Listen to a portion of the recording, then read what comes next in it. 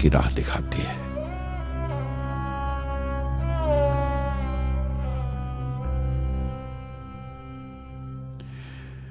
मैं बहुत देर तक अपनी मां के पास बैठा रहा, चुपचाप, और जब उठा थुम्बा लौटने के लिए तो उसने रुंधे गले से दुआएं दी मुझे।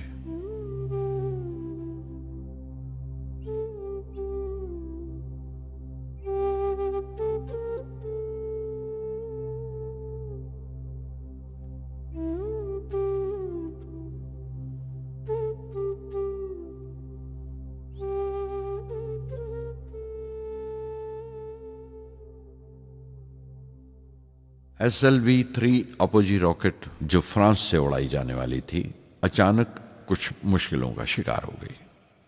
मुझे फौरन फ्रांस जाना पड़ा। मैं रवाना होने ही वाला था कि मेरी मां की मौत की खबर पहुंची।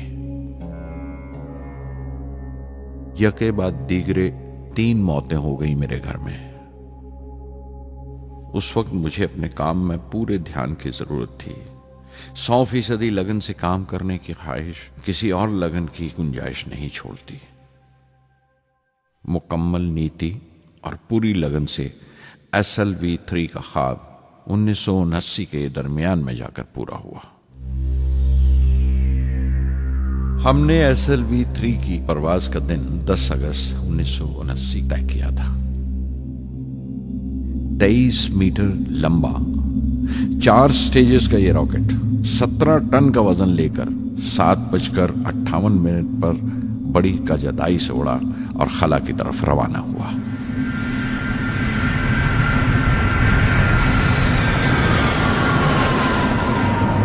पहली स्टेज हर तरह से पुख्ता निकली और बड़े आराम से रॉकेट दूसरी स्टेज में दाखिल हो गया।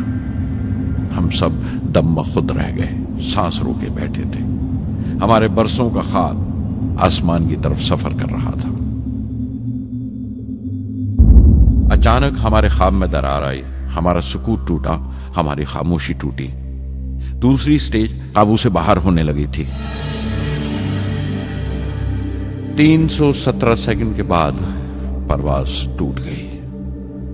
मेरी मेहनत और उम्मीद चौथी स्टेज को साथ लेकर तमाम मलबा श्री हरिकोटा से 560 किलोमीटर दूर समंदर में जाके गिरा।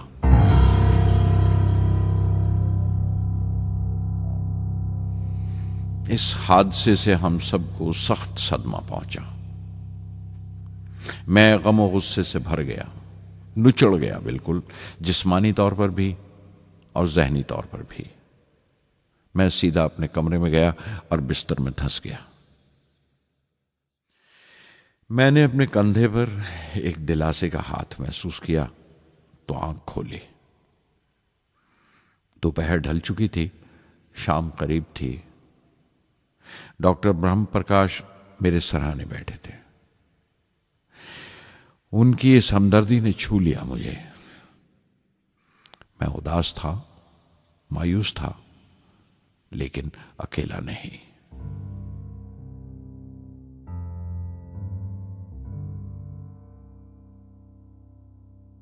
हर शख्स तकनीकी जमा तफरीक और बहस मुबासे के बाद मुतमईन हो चुका था, संतुष्ट हो चुका था, लेकिन मुझे इत्मीनान ना आया और मुसलसल बेचैन रहा।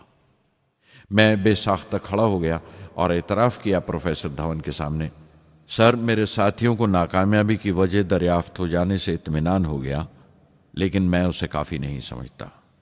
इस मिशन के डायरेक्टर की हैसियत से इस गलती को भी मैं अपनी जिम्मेवारी समझता हूं। SLV-3 की नाकामयाबी की जिम्मेवारी मेरी है।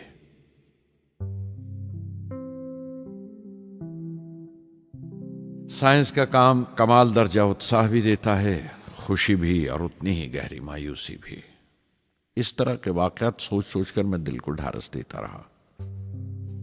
यह ख्याल कि इंसान चांद पर उतर सकता है, सबसे पहले एक रूसी साइंटिस्ट ने सोचा था। उसे हकीकत बनने में 40 साल गुजर गए जब अमेरिका ने उसे पूरा किया। प्रोफेसर चंद्रशेखर ने चंद्रशेखर लिमिट का आविष्कार किया था 1930 में, जब कैम्ब्रिज में पढ़ रहे थे, लेकिन 50 साल बाद उन्हें उसी डिस्कवरी पर नोबेल प्राइज मिला। वॉन ब्रॉन अपनी सैटर्न लॉन्च व्हीकल से आदमी को चांद पर उतारने से पहले कितनी सारी नाकामियों से गुजरे होंगे। पहाड़ की चोटी पर उतरने से पहाड़ पर चढ़ने का तजुर्बा नहीं मिलता। जिंदगी पहाड़ की चढ़ानों पर मिलती है, चोटी पर नहीं। चढ़ानों पर ही तजुर्बे मिलते हैं और जिंदगी मंचती है और टेक्नोलॉजी तरक्की करती है। चोटी पर पहुंचने की कोशिश ही में चढ़ानों का इल्म हासिल होता है। मैं एक एक कदम चलता रहा, चढ़ता रहा चोटी की तरफ।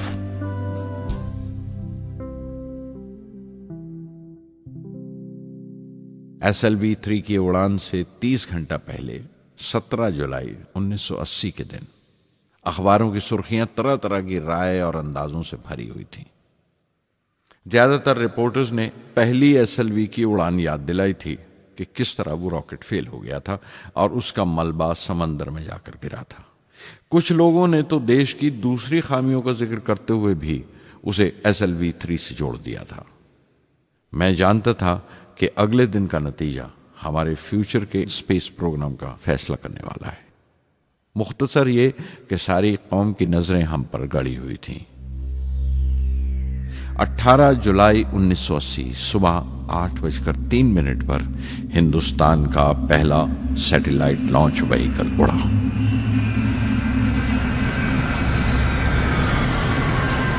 मैंने रोहिणी सैटेलाइट का तमाम डेटा कंप्यूटर पर जांचा। अगले 2 मिनट के अंदर अंदर रोहिणी अंतरिक्ष में था। उस तमाम शोरगुल के बीच में मैंने अपनी जिंदगी के सबसे अहम अल्फाज अदा किए। मैं मिशन डायरेक्टर बोल रहा हूं, एक जरूरी खबर सुनने को तैयार रहो। चौथी स्टेज कामयाबी के साथ रोहिणी सैटेलाइट को लेकर अंतरिक्ष में दाखिल कर रही है। मैं ब्लॉक से बाहर आया तो मेरे साथियों ने मुझे कंधों पर उठा लिया और नारे लगाते हुए जुलूस निकाला। सारी कौम में एक जोश की लहर दौड़ गई। हिंदुस्तान उन चंद कौमों में शामिल हो गया था जिनके पास सैटेलाइट लॉन्च की काबिलियत थी।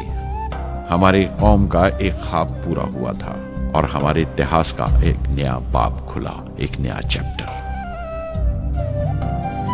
प्रधानमंत्री इंदिरा गांधी ने मुबारकबाद का तार भेजा और सबसे ज्यादा हिंदुस्तान के साइंसदान खुश थे कि ये पूरी कोशिश स्वदेशी थी, हमारी अपनी थी। मैं कुछ मिले जुले जज्बात से गुजर रहा था। मैं खुश था कि पिछली 2 दहाइयों से जिस कोशिश में था बिलाखिर उसमें कामयाब हुआ। लेकिन उदास था जिन लोगों की बदौलत में यहां पहुंचा था वो लोग मेरे साथ नहीं थे। मेरे अब्बा, मेरे बहनोई जलालुद्दीन और प्रोफेसर साराभाई। SLV-3 की कामयाबी के महीने भर के अंदर ही प्रोफेसर धवन का फोन आया एक दिन और दिल्ली बुलाया प्रधानमंत्री से मिलने के लिए। मेरी एक छोटी सी उलझन थी कपड़ों को लेकर। हमेशा से बड़े आमियाना से कपड़े पहनता हूं और पांव में चप्पल या स्लीपर कह लो। प्रधानमंत्री को मिलने जैसा वो लिबास नहीं था, मेरे लिए नहीं, उनके एहतराम के लिए। सुना तो प्रोफेसर धवन बोले, कपड़ों की फिक्र मत करो, तुमने जो शानदार कामयाबी पहन रखी है वो काफी है। रिपब्लिक डे 1981 मेरे लिए एक बड़ी खुशखबरी लेकर आया कि मुझे पद्म भूषण से नवाजा गया है। मैंने अपने कमरे को बिस्मिल्लाह खां की शहनाई से भर लिया। शहनाई की गूंज मुझे कहीं और ही ले गई। मैं रामेश्वरम पहुंच गया, मां के गले लगा। अब्बा ने मेरे बालों को उंगलियों से सहलाया और मेरा दोस्त, मेरा रफीक जलालुद्दीन मस्जिद गली में जमा हुए लोगों में मेरे इनाम का ऐलान कर रहा था। मेरी बहन जोहरा ने मीठा बनाया घर में। पक्षी लक्ष्मण शास्त्री ने मेरे माथे पर तिलक लगाया। फादर सोलोमन ने मेरे हाथ में सलीब देकर दुआ पढ़ी और प्रोफेसर साराभाई को देखा। उनके चेहरे पर मुस्कुराहट थी, फख्र था। जो पौधा वो लगा कर गए थे अब पूरा पेड़ बन चुका था, जिसके फल हिंदुस्तान की आवाम तक पहुंच रहे थे।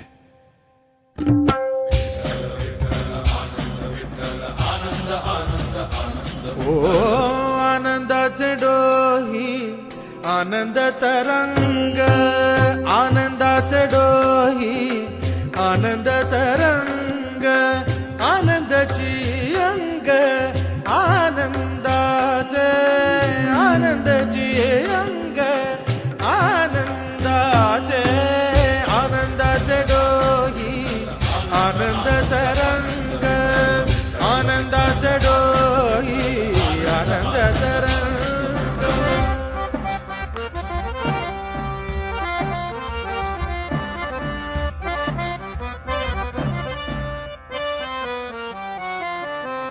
गर्भाचे आवडी मातेचा डोहळा, तेथीचा जिव्हाळा तेथे प्रेंबे। गर्भाचे आवडी मातेचा डोहळा, तेथीचा जिव्हाळा तेथे प्रेंबे। तुका म्हणे